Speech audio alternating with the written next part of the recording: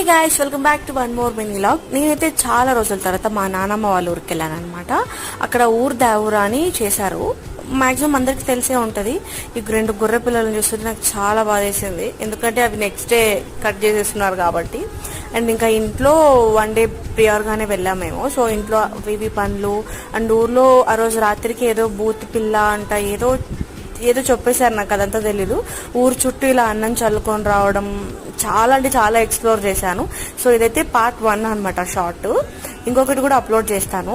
So నేను ఏమేమైతే explore చేశానో మా నాన్నమ్మ వాళ్ళ ఊర్లో నెక్స్ట్ వీడియోలో చూపిస్తాను. అండ్ ఈ వీడియోలో కొన్ని చూపిస్తాను. సో చూస్తూ ఎంజాయ్ చేయండి. నచ్చితే like and share, subscribe. Bye.